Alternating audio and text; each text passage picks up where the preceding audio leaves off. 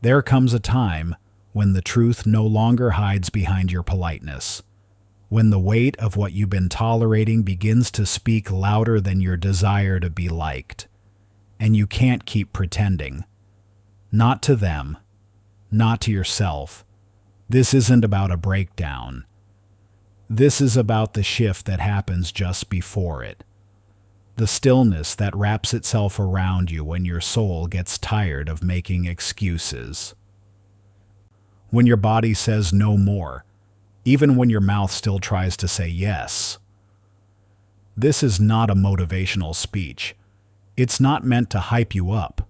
It's meant to call you inward, to the quiet place where change begins, not in action, but in awareness. Because most people never realize that explaining becomes a form of self-betrayal, the constant justifying, the rehearsed compassion, the softening of your needs so they don't sound like burdens. But you can't heal in the same space where you learn to hide. You're here because you've felt it. That quiet ache behind the performance. That subtle resentment that grows every time you swallow your truth. This story, your story, isn't about becoming someone new. It's about becoming honest with yourself, about what hurts, about what's no longer working, and about what you're no longer willing to carry. You are not here to fix what broke you. You are here to release it so you can remember who you were before you began shrinking. This is the work, and this is the walk. Now, let's begin. Chapter 1. The Silence That Speaks. First, most people never realize when they've crossed the line into self-erasure. It doesn't happen all at once. It happens quietly, gradually, through the small things, like the pause before you speak, the smile that doesn't quite reach your eyes, the conversations where you laugh, even though something inside you is breaking. You begin trading your voice for connection. You learn to edit your truth so it's easier to digest. You simplify your pain so it doesn't sound like complaining. And every time you explain your boundaries to someone who never intended to honor them, a part of you goes quiet. A part of you whispers, "They're not listening," but you keep trying. Because you were taught that being understood means you matter, that if you just explain clearly enough, kindly enough, calmly enough, they'll see you, they'll hear you, they'll change. But here's the truth. You cannot convince someone to care. You cannot argue your way into being respected. You cannot heal in spaces that only want your silence, and that is where discomfort begins to rise. It doesn't look like rage, it looks like fatigue, the kind of tired that sleep doesn't fix, the kind of heaviness that builds in the quiet moments, when you realize how much of your energy goes to staying small. Because explaining yourself over and over is a form of self-erasure. It's a plea that says, "Please see me, please understand me, please don't leave." But healing begins the moment you stop begging for what should be freely given. The moment you stop romanticizing potential. The moment you stop hoping someone will change once they finally understand. They already understand. They just don't care enough to change. Let that sink in. Because the silence you feel around them, it's not yours. It's theirs.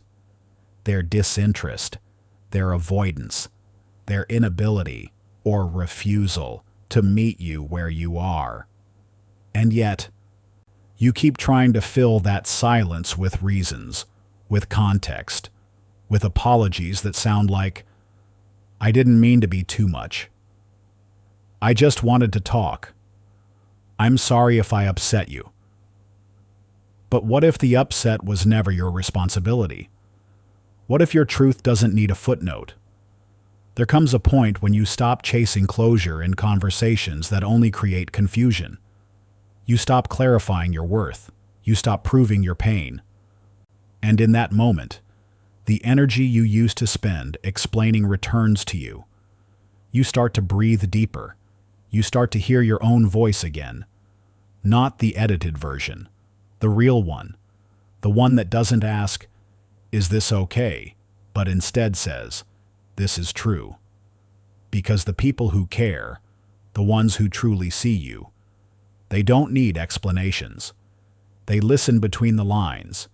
They feel your shifts. They respect your boundaries the first time. Everyone else, they are your teacher.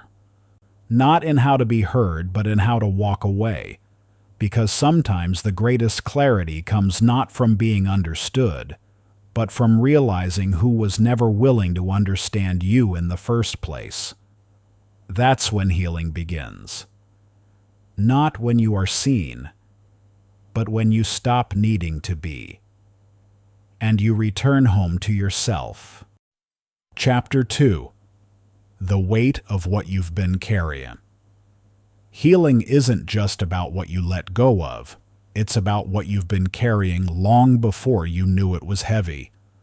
Most people don't realize how much of their suffering is self-perpetuated, not out of weakness, but habit. Not because they enjoy pain, but because they've mistaken familiarity for safety. There is a version of you that learned to survive by anticipating needs that were never yours to meet. By adapting so well to dysfunction that you began to call it normal. By holding spaces that never held you back. This version of you is skilled, capable, compassionate to a fault, and exhausted. Because when your worth is tied to being understood, you become a shapeshifter. You start performing peace. You become fluent in the language of self-sacrifice. You learn to read the room so well, you forget how to read yourself. And slowly, you disappear beneath the weight of everyone else's comfort. This is what people call resilience, but it's not resilience. It's residue. The residue of staying too long in places that didn't see you. The residue of over-explaining to people who never heard you. The residue of becoming someone digestible.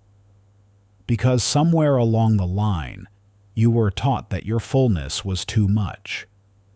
But your spirit was never meant to be translated. It was meant to be lived. And the moment you stop explaining, not out of bitterness, but because you've outgrown the need, the residue begins to clear. Not all at once. It clings. Because the ego loves what it knows. It tells you, keep trying. Maybe if you say it differently, don't give up on them. But here's the truth that lingers just beneath those whispers. You weren't supposed to carry it this far. That relationship, that silence, that explanation, that need to be the emotional anchor for others, even while you were drowning. You were never meant to explain your boundaries to people who benefit from you not having them. You were never meant to justify your energy, to rationalize your healing, to apologize for needing rest. But you did, and it served you once. The explaining, the accommodating, the shrinking. It kept the peace. It protected you from rejection. It bought you time to figure out who you were. But now it's costing you something far more valuable, your clarity. Because every time you say yes to things you've outgrown, you say no to the life trying to unfold. Every time you defend your truth in rooms built on denial, you abandon the part of you that already knows. And knowing is not the same as acting. You can know what's misaligned and still stay. You can know what's hurting you and still hold on. Because letting go isn't an intellectual process. It's emotional. It's cellular. It's spiritual. It's grief. Grief for the time you lost explaining. Grief for the love you gave without return. Grief for the identity you built in service of others. No one talks about that part. How painful it is to release something that once felt like home, even if it was never safe, even if it was never real, because it felt real. And the body doesn't grieve logic, it grieves loss. This is why healing is not a straight line. It curves, it loops, it returns, not to punish you, but to reveal what's still unlearned, what you still defend, what you still believe you owe. But the truth is, you owe no one an explanation for your awakening. Not the friend who only liked you soft and compliant. Not the family who loved the version of you that never set boundaries. Not the partner who only stayed because you never left yourself. The more you explain, the more you delay. Because explanation is often a mask for hesitation. But healing is decisive. Even when it trembles, it says, I don't need you to understand me. I need me to honor me. It says, this is not anger, this is alignment. It says, this ends with me. Not because I hate you, but because I love myself enough to stop shrinking. The weight you've been carrying, it's not all yours. Let it fall. Let the silence speak for you now. Let your absence be the boundary. Let your life, not your words, become the clarity. And trust this. What's meant for you won't need translation. It will hear you. It will hold you. It will meet you without needing a performance. The work begins not in explaining what you feel, but in believing that feeling was always valid. You're not asking for too much. You're just done living with too little. And that is the shift. Chapter 3. The confrontation within you don't change by accident. You change because staying the same becomes too painful to bear. There is a moment, always quiet, when the truth stops whispering and begins to ache, not loudly, not violently, but deeply. Like a muscle that's been clenched for years and finally begins to release. Like a mask that once protected you, but now suffocates. Like a version of you that no longer fits the life you've outgrown. And here's the part most people avoid. The confrontation is never with the world. It's with yourself. It's not about them. It never really was. It's about the pattern you kept repeating because it felt safer than freedom. It's about the apologies you kept offering because self-doubt sounded more familiar than self-trust. It's about the stories you kept telling yourself to survive. Stories like, it's not that bad. They didn't mean it. If I just try harder, they'll see me. These stories were armor once, but now they are chains, because the moment you start waking up, really waking up, you can no longer lie to yourself. You see how you've stayed in cycles that drained you. You notice how much energy you spend keeping the peace in situations that rob you of your own. You feel the tension in your body when your mouth says yes and your spirit screams no, and no one else can free you from that. This is the reckoning, where you stop blaming them and start reclaiming you, not because it was your fault, but because it's now your responsibility. No one is coming to save you from the habits that exhaust you. No one is coming to unlearn the ways you've made yourself small. No one else can choose your healing for you. That choice is yours. And it begins when you stop negotiating your clarity. When you stop explaining away your discomfort. When you stop hoping someone will validate what you already know. Because clarity is not always kind. Sometimes it's brutal. Sometimes it sounds like, they don't care like I do. This isn't love. It's attachment. I'm not tired, I'm misaligned. Sometimes it feels like grief. The grief of realizing you outgrew a place you once called home. The grief of becoming a stranger to people you once would have bled for. The grief of losing the illusion that if you just stayed soft enough, calm enough, patient enough, they would change. But they didn't. And it's not because you weren't enough. It's because you were never meant to perform for love. You were meant to receive it, fully, freely, without condition or collapse. And that's the hardest part of this work. Letting go of the version of you that only knew how to survive. The one who earned love through caretaking. The one who kept everyone else comfortable while silently dissolving.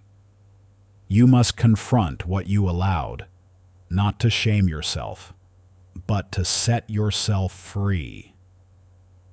Because until you take full ownership of your patterns, you'll keep calling them circumstances.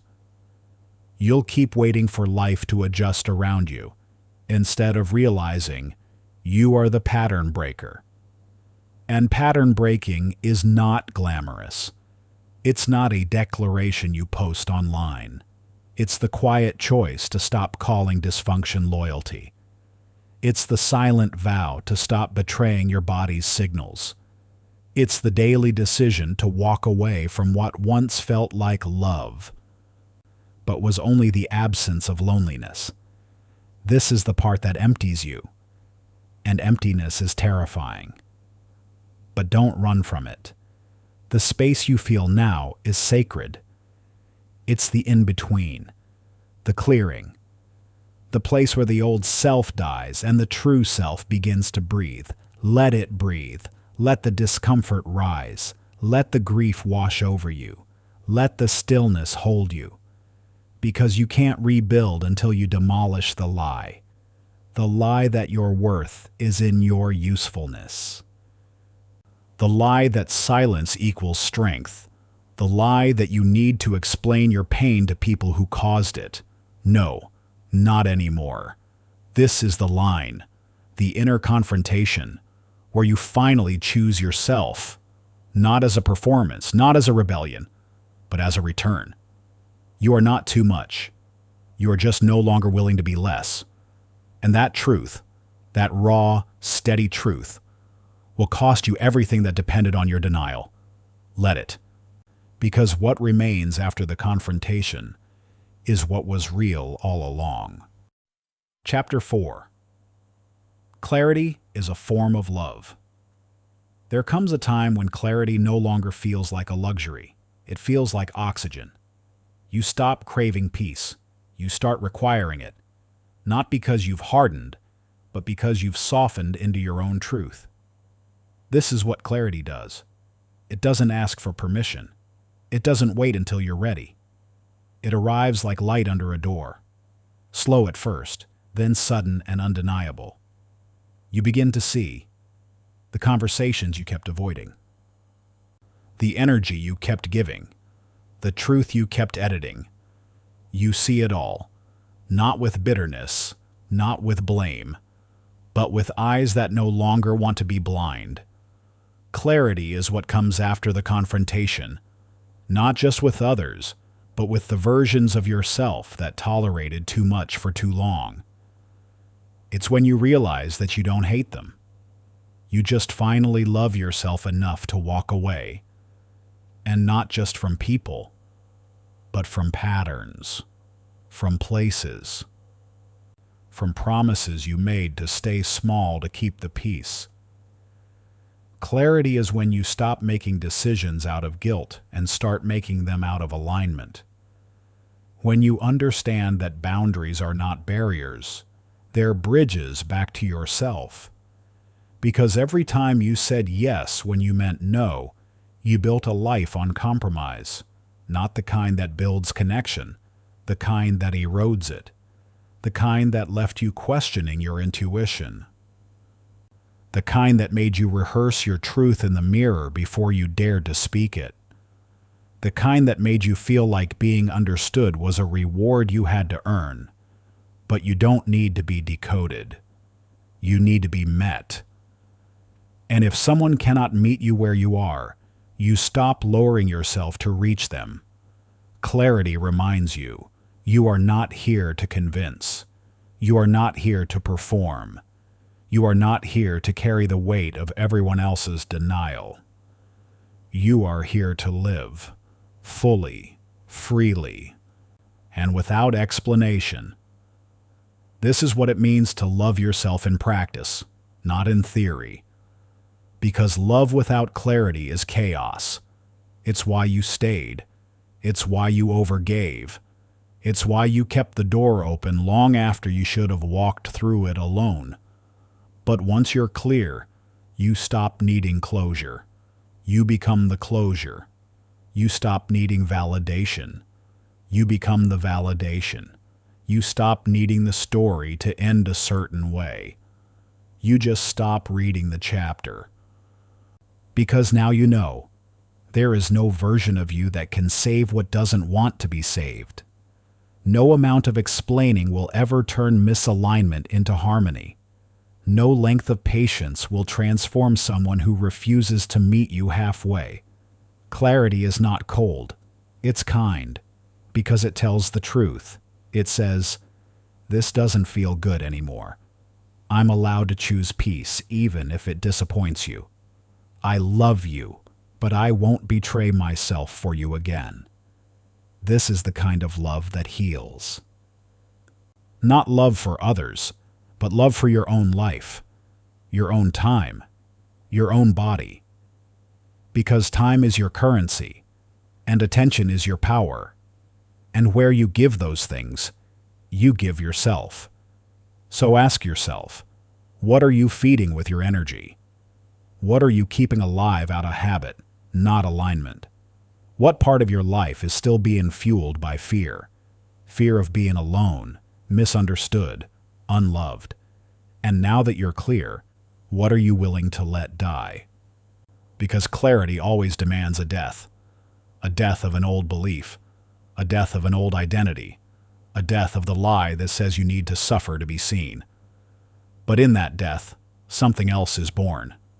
Space, breath, lightness. You begin to feel again, not just survive, not just function. You begin to breathe without tension, to rest without guilt, to exist without explanation. And this new awareness, it changes everything. You don't chase people anymore. You don't beg for connection. You don't contort yourself to be chosen, because you realize what's meant for you doesn't need convincing. Clarity reminds you of your worth, not as a concept, but as a compass. And once you know where you stand, you stop tolerating what makes you sit in silence. You stop adjusting your truth to make others comfortable. You stop watering down your needs just to be accepted.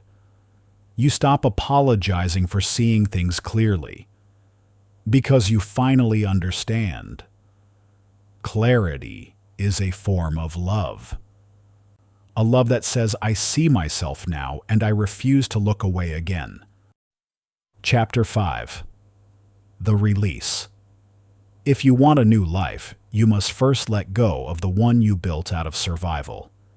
Release doesn't happen all at once. It happens in waves, a thought, a memory, a reflex you didn't know you had. Flinching at love, shrinking from praise, clenching in moments meant for softness. That's how deep the old wiring runs. But release doesn't ask you to erase the past. It asks you to stop reliving it. Because every time you revisit the wound without moving through it, you become fluent in pain, but foreign to peace. And there comes a moment, a stillness inside the storm, when you stop asking, why did they hurt me? And start asking, why did I stay? This is not self-blame. This is self-return. Because release is not about forgetting what happened.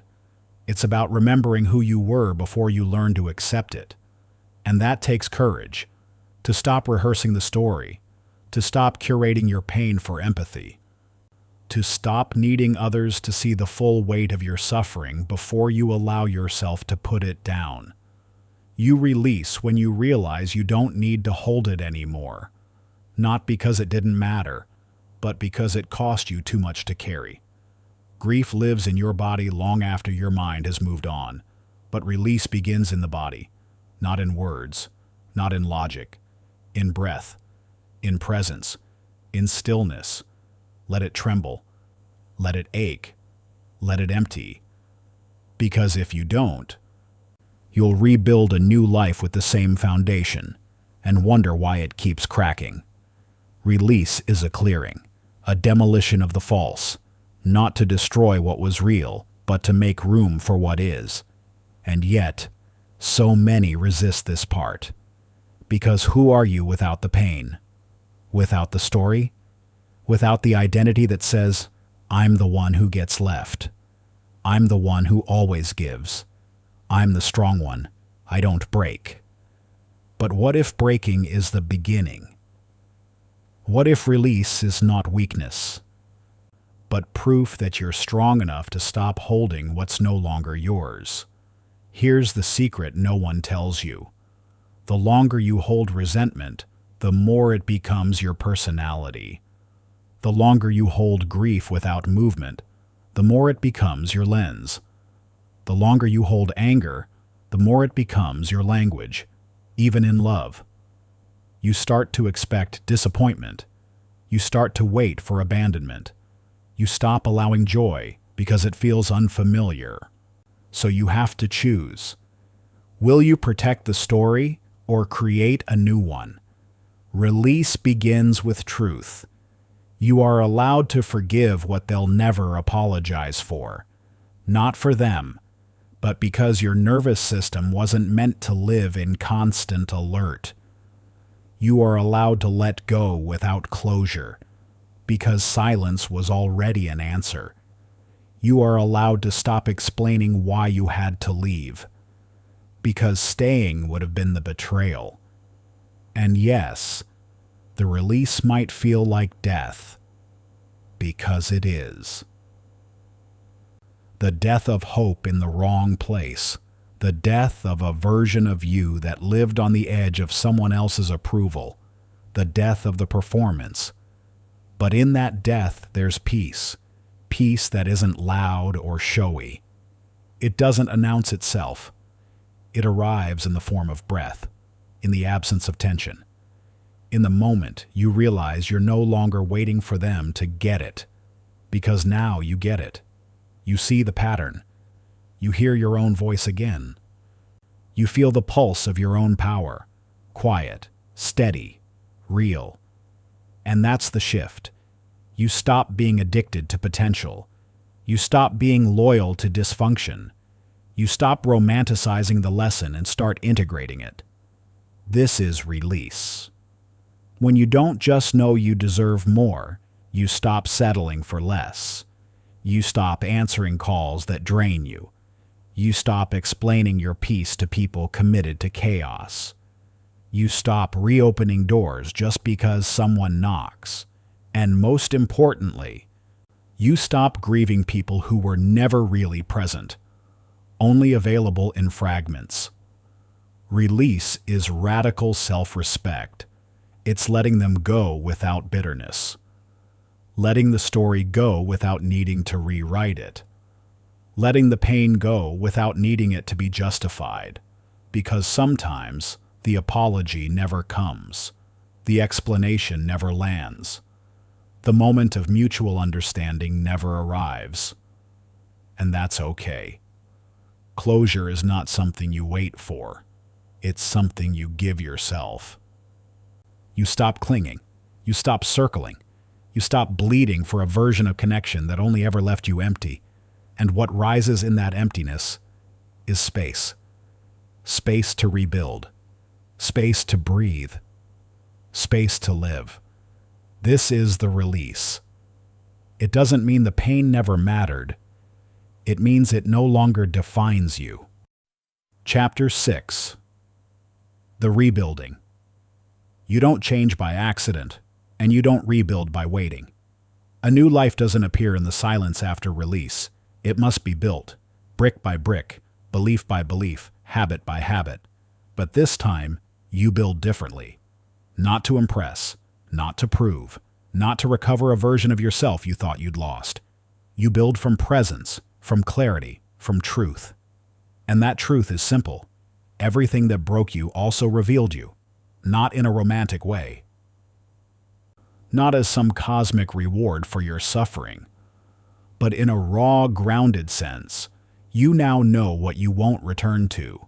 You now know what peace feels like, because you lived without it. This is where rebuilding begins, in the honest inventory of what stayed, what fell, what was never yours to carry. There is no blueprint, no map, no linear timeline for healing. There is only this: who are you now, and what will you no longer tolerate? Because the old life wasn't just made of people, it was made of patterns. The ways you abandoned yourself to be chosen, the ways you chased love just to avoid being alone, the ways you accepted crumbs and called it nourishment. You don't just walk away from others. You walk away from the parts of yourself that kept feeding the lie. That's where rebuilding starts. In the mirror, in the silence, in the morning rituals and the nightly self-promises. Not declarations, but decisions. You decide to rest when your body needs rest. You decide to speak when something matters. You decide to stop betraying your inner knowing just to maintain external approval. These are not grand acts. They are daily ones. You set boundaries and keep them. You pursue joy without guilt. You stop asking for permission to be whole. That is rebuilding. Not the external life, but the internal one that shapes everything else. And slowly, your life starts to reflect your truth. The people you attract mirror your wholeness, not your wounds. The opportunities that find you meet your values, not your vanity. The pace you live at honors your nervous system, not your fear of missing out. But there is loneliness here too. Not the loneliness of absence, but of elevation, because not everyone will rise with you. Some will resent your clarity. Some will retreat from your boundaries. Some will no longer know how to access you because they only knew the version of you who kept shrinking. And you must let them go, with love, with grace, without apology. Rebuilding demands that you stop inviting the past to sit at the table of your future. You cannot carry both your growth and your guilt. You must choose. And when you do, something profound happens. You start honoring your energy as sacred. You no longer pour it into holes. You no longer sell your light for temporary comfort. You start asking better questions. Does this relationship bring me peace? Does this habit nourish or numb me? Does this dream still belong to me? Or to the version of myself who survived, not thrived? You begin to curate your world, not as a means of control, but as a reflection of your worth. And it shows in the friendships that feel safe, in the routines that feel rooted, in the silence that no longer feels like punishment, but permission. This is not perfection. This is integration. This is when healing becomes embodied. Not something you talk about, but something you live. You stop trying to fix yourself, because you were never broken, only buried. And now, with each choice, each boundary, each moment of self-honoring, you uncover, you rise, not with fire, but with presence. Not to prove, but to live. This is what it means to rebuild, not to construct a fortress, but to cultivate a foundation that cannot be shaken by the loss of things that were never meant to last. You become the home you once searched for in others. You become the voice you once waited to hear. You become the love you once thought was missing. and the world around you begins to respond in kind. Not instantly, not always smoothly, but inevitably. Because now, you are not available for anything that dims your clarity, disrespects your peace, or asks you to abandon yourself again. You are no longer surviving. You are rebuilding.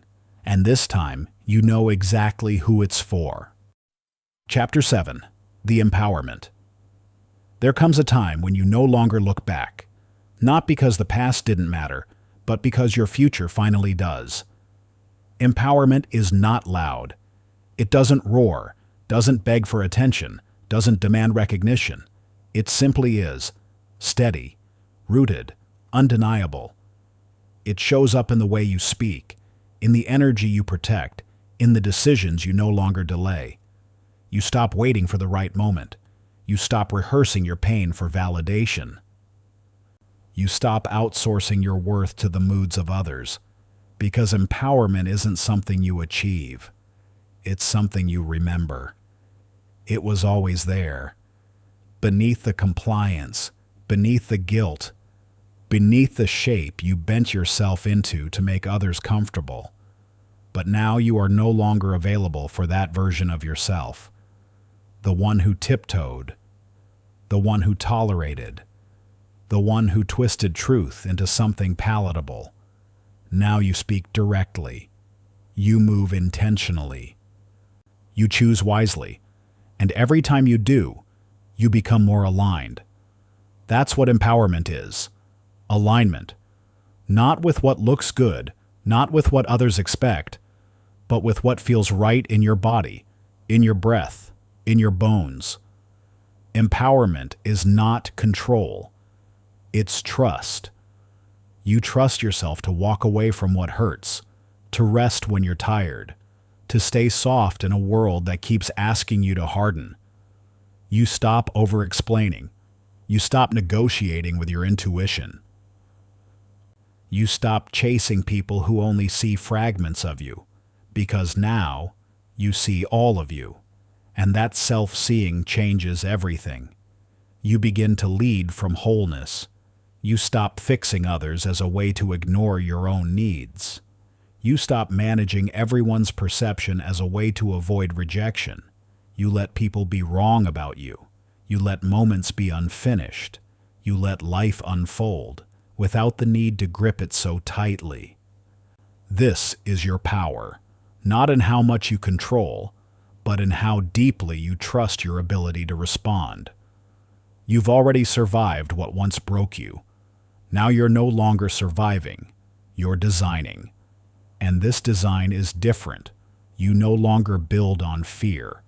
You no longer say yes when your body says no. You no longer stay where you must disappear to be loved. Empowerment is subtraction before it's addition.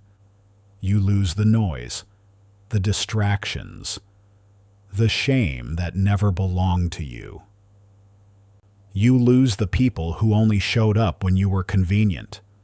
You lose the environments that normalized your discomfort. You lose the attachments that kept you small. And in that loss, you find space. Space to hear your own voice. Space to explore without performing. Space to live without explaining. Because the truth is, you never needed to be more. You only needed to be free. And freedom, real freedom, isn't the absence of responsibility. It's the absence of self-abandonment. Now, you move differently. You speak what's true, not what's safe. You love fully, but never blindly. You forgive, but you do not forget who you became in the process. You stop asking, "Am I too much?" and start asking, "Are they even enough for the real me?" And the world shifts in response. You attract what you no longer chase. You create what you once only dreamed. You become what you once needed. That is the cycle completing itself. Not because life got easier, but because you got clearer. You stopped leaking energy into things that cannot grow. You stopped giving access to those who only showed up in your undoing. You stopped betraying your future just to be comfortable in the present. Now everything is built from integrity. Your relationships, your routines, your rest. And in that alignment, you rise. Not above anyone, but beyond the version of you who settled. This is not a peak, not a final destination, but a new beginning, built on solid ground. A beginning where self-worth isn't a question, where boundaries aren't barricades, but bridges, where silence isn't loneliness, it's sacred. You begin to know the difference between peace and numbness, between chemistry and compatibility, between love and attachment. And you choose peace. You choose compatibility. You choose love, real love, starting with yourself. No more performing, no more pleasing, no more proving. You're not here to fit into lives that require your silence. You're here to live a life that reflects your fullness. So now, as the dust settles, as the old identity crumbles, as the last explanations dissolve into quiet, you stand at the threshold, not of what's next, but of what's true. You've already done the hardest part. You stopped explaining. You started healing. And from here on, you build forward, not as someone recovering, but as someone becoming. Your new life is already waiting, but your old one can't come with you. You've just walked through a threshold most avoid their whole lives. Not a story of motivation, not a performance of healing, but a deep remembering of what you've always known and what you can no longer deny. If this chapter in your life finds you tired of explaining, tired of being edited to be accepted, then let this be your quiet permission slip. To live differently now. To stop negotiating with what already drained you.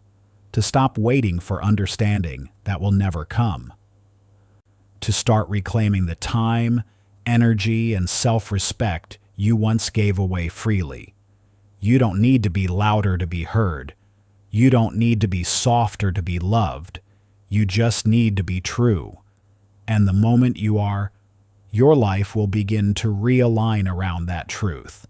Not instantly, not without resistance, but inevitably.